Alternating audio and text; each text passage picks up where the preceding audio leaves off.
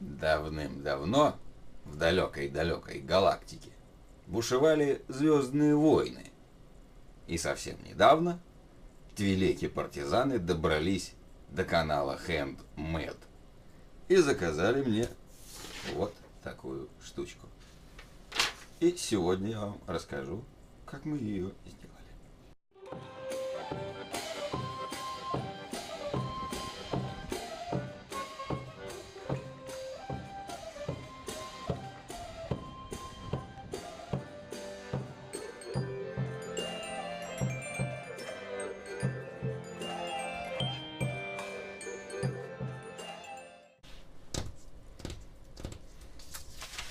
Как повелось, все начинается с рисунка.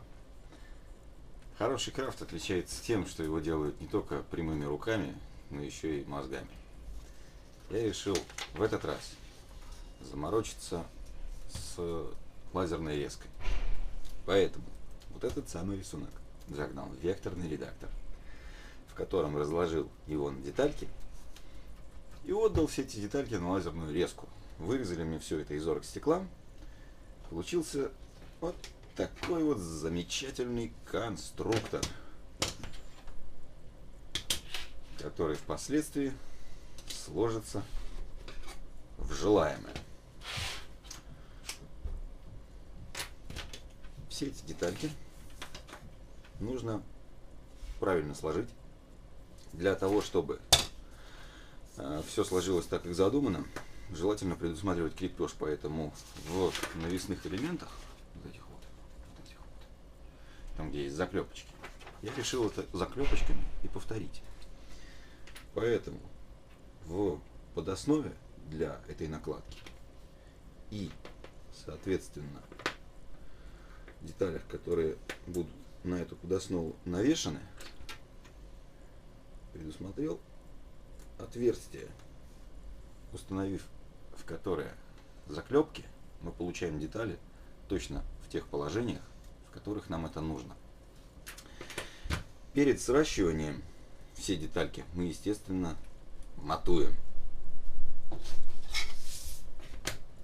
Кстати, лазерная резка – это коварная технология, которая дает весьма неплохое качество деталей, но при этом по шву лазерного реза у нас остается такая бороздочка. Когда вы попробуете, вы сразу поймете, которую желательно тоже нужно снести бруском до состояния гладкой поверхности. Приступим. Еще пару слов про коварство лазерной резки. Лазер не режет под углом 90 градусов. Хоть это и может так показаться. Благодаря тому, что режется все это пучком, есть небольшой скос. Поэтому, если вы имеете какие-то две одинаковые детали, которые ложатся с двух сторон на одну подоснову, рекомендую делать их зеркальными. Ну, как в моем случае. Опять же, с нижней стороны, с обратной стороны листа, после лазерной резки остается такая острая кромочка, которую тоже нужно сносить. Перед тем, как это все собирать, у меня возникла необходимость доработать форму круга, потому что прямоугольным он не очень удобен. Я решил его подточить гравером, обычной фрезой, а если хочется, то можно наждачным цилиндром. Перед сборкой детали нужно еще немного доработать. Вот в этом месте нужно снять глубокую фаску, а вот эту вот соплю нужно свести с ее исходной толщины 2 мм практически до нуля. И далее еще закруглить эту деталь. Но закруглять эту деталь и сносить часть вот этого хвостика я буду после сборки. Ну а соответственно здесь фасочку я сниму до. Так удобнее. Есть еще один важный момент, который я хочу упомянуть.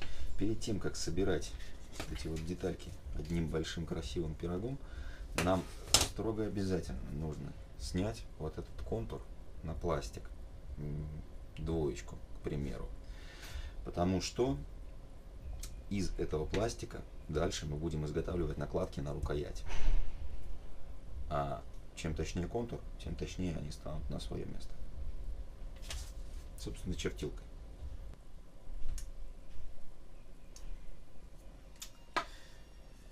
Экс. Вот такой пирог мы получили, срастив первые несколько деталей рукояти. Это все у нас пойдет далее в покраске под черненый металл. Соответственно, все, что будет светлым металлом, сделаю отдельно, положу накладочкой. Сейчас, запасшись огромной долей терпения и мужества, нам нужно свести вот этот обушок и вот эти вот фитюльки, чтобы сделать из всего этого плавную историю. Поехали. Еще один важный момент. После сборки, как бы аккуратно вы ни старались это склеивать, в швах останется клей. Его нужно убирать. Там, где он идет на плоскости, это можно зашкурить бруском. Но там, где он на внутренних углах, его нужно будет выковыривать каким-нибудь острым, твердым предметом. Звучок неприятный, но неизбежный. Сделать это нужно обязательно, потому что если что-то приклеиваться будет впоследствии, сами понимаете, деталь на сопле клея ляжет криво. Моя сила воли оказалась тверже, чем 25-миллиметровый пирог из оргстекла. В итоге мы имеем красивый обтекаемый обушок с этой стороны, который удобно ложится в ладонь, ничего не царапает. Теперь поговорим про изготовление ствола. Мне, с одной стороны, крупно повезло, с другой, совпадение не случайно, что диаметр ствола идеально вписался в диаметр хромированной трубки 25 миллиметров. Для того, чтобы трубка хорошо установилась на модель, я сделал специально вот этот вот вынос. Она заходит туда чуть ли не со щелчком. Очень плотно. Теперь, как нам это дело обработать? Лучше всего, конечно, когда речь идет о протачивании, к примеру, вот таких канавок, взять токарник да проточить, но если вдруг токарника у вас нет, тогда мы берем шпильку, делаем пару пробок из ПВХ, внедряем это все внутрь, естественно, шпильками заглушаем с обеих сторон, зажимаем, проклеиваем, если нужно. Берем дрель, вставляем шпильку в дрель, утыкаем в какой-нибудь саморез в столе и методом вращения все это дело протачиваем. Получается довольно неплохо. Дальше отверстие, ну это просто высверливание для того, чтобы в хромированной трубке аккуратно высверлить отверстие. Вам нужно будет сделать только одно: накирнить дырочку перед ее высверливанием. Если вы вдруг не знаете, что такое накирнить и так далее.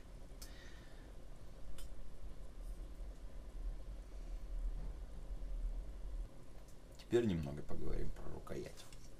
Нам нужно сделать две накладки. Вот это я вырезал из той двоечки, на которой я размещал. Нужно обязательно проверить, насколько хорошо и плотно она становится на свое место, чтобы вот сюда еще после внедрить такую шайбочку. По-моему, все получилось замечательно. Теперь переводим наши щечки на более толстый материал. Я взял 4. Все как и раньше, чертилкой. Тут же их вырезаем. Так, щечки вырезали и подогнали.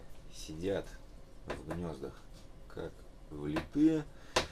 Теперь нужно немножко подкорректировать их форму, свести их вот в это лекало, закруглить, сделать форму ее поэргономичнее. Нож, брусок, наждачка.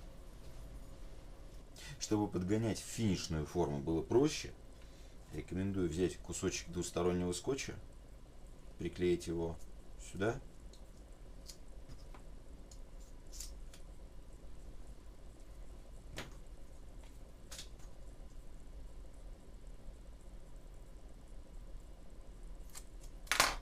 И посадить деталь на скотч. Тогда при вклеивании она станет на то же самое место. А обработать вы сможете ее идеально точно. Теперь мы имеем весьма неплохо подогнанные друг к другу детали щечек. И все, что нам осталось, это наш рифленый рельеф. Так вот, внимание, фокус. Делать его мы будем вот этой страшной агрегатиной. Это просто грубый напильник. Если вы вспомните, что я вам говорил про ПВХ, он пластичен и принимает на себя любые повреждения поверхности, оставаясь в той же форме, чем мы эти повреждения наносили. Напильником мы просто прокатаем поверхность. Мы даже не будем ПВХ-шку для этого разогревать.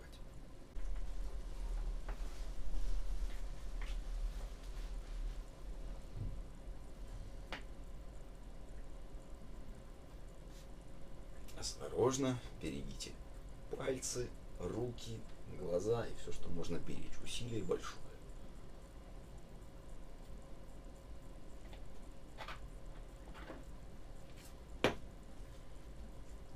Таким нехитрым способом получаем что-то похожее вот на такую поверхность. Вся предварительная сборка завершена. Теперь грунтуем, как всегда, баллонным, автомобильным, черным, матовым грунтом. Пока все это выглядит вот так. Теперь, чтобы ствол перестал выглядеть как кусок хромированной трубки с отверстиями и канавками, я решил заглушить его торец шайбочкой, которую тоже выточил из ПВХ, просто черного цвета.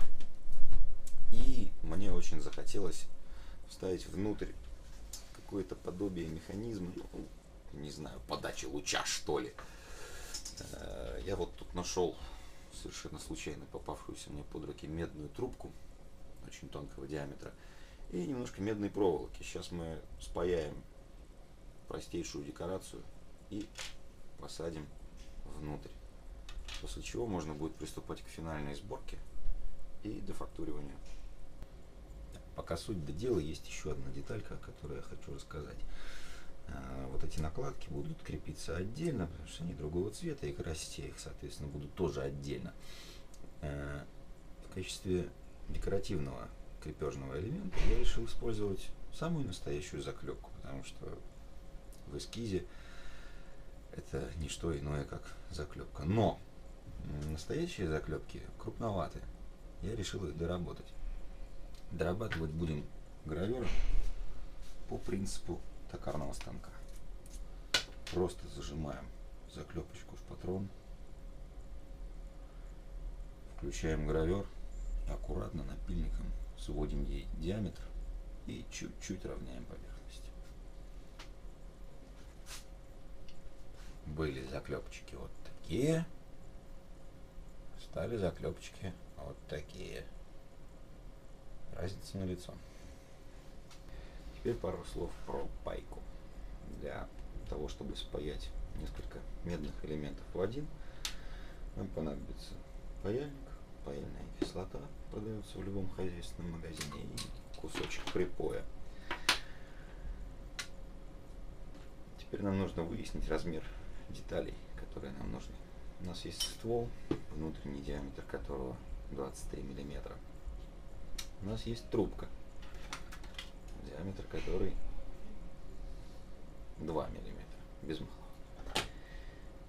И между ними нам нужно расположить 3 усика, разогнутых на равное расстояние.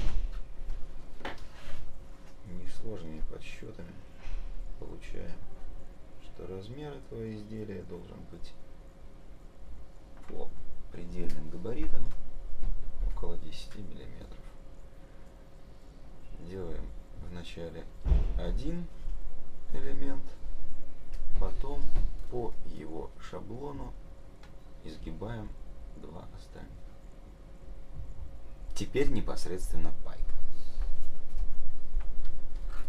Нам нужно взять две детали, которые предварительно уже прошкурены и обезжирены.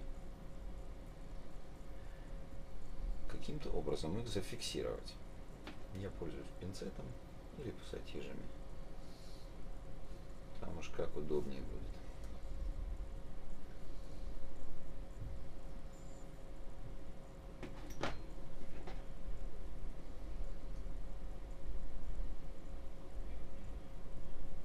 Оп. Есть. Выравниваем друг относительно друга. Смотрим, чтобы все шло так, как задумано. Дальше берем паяльную кислоту. То, что она страшным словом кислота называется, не пугайтесь. В холодном виде она не представляет ровно никакой опасности. Наносим капельку вместо пайки.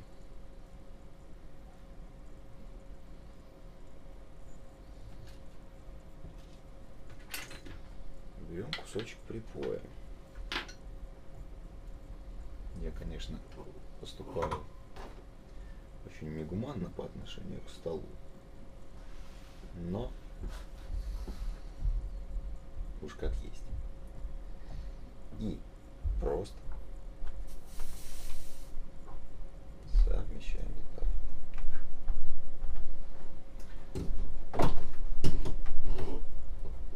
Что происходит, когда я прикладываю паяльник к месту, куда нанес паяльную кислоту? Это место резко разогревается до 900 градусов. А припой течет туда, где горячее. Пайка получается аккуратнее и надежнее. Продолжаем в том же духе. На выходе имеем вот такую интересную, аккуратную деталь. Пайка сама по себе процесс очень увлекательный и довольно быстрый при должном уровне умения. Но если вдруг паяльники вас пугают, с этой задачей неплохо справится клей. Есть нюанс, клей может рассыпаться. Продолжаем разговор. Дальше нам нужно закрепить эту шайбочку сверху и установить все в ствол таким образом, чтобы вот здесь жало попало точно на крепежный узел. Специально высветлил отверстие. Теперь самое время наконец-то закрепить ствол на его месте намертво. Делаем мы это просто на клей. Благодаря тому, что мы грамотно рассчитали каркас, и ствол у нас крепится на довольно длинном основании, оно где-то вот до сюда в него уходит, деваться ему некуда, даже почти не хрустит. Когда вклеим, перестанет дергаться окончательно. Шайбу с нашей медной вилкой мы уже установили внутрь. Не знаю, видно ли вам там что-нибудь. Пока это выглядит так. Сейчас я установлю на ствол еще одну дополнительную шайбу. Просто придать немножко рельефа и обогатить объем. Так, теперь нам нужно еще вот это вот колечко. Мы его сделаем из ПВХ-шки. Помним, что ПВХ-шка прекрасно греется феном и принимает нужные нам формы.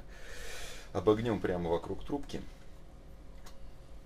Отметим нужный нам размер. Подрежем, срастим и, правильно отпозиционировав, вклеим.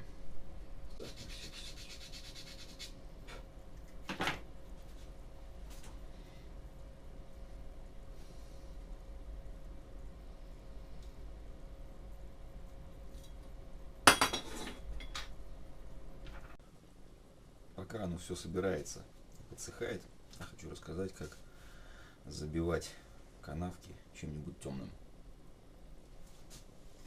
Там у нас на рисунке они явно что-то под собой имеют.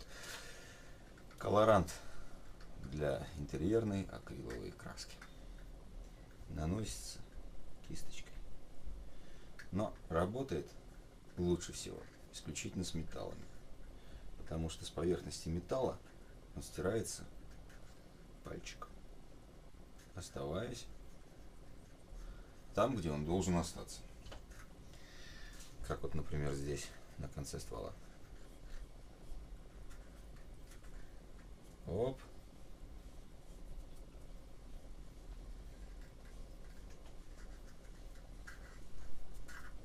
Мы имеем окалину и вот этот вот замечательный кантик. Дальше, чтобы его зафиксировать, нужно всю поверхность сбрызнуть лаком.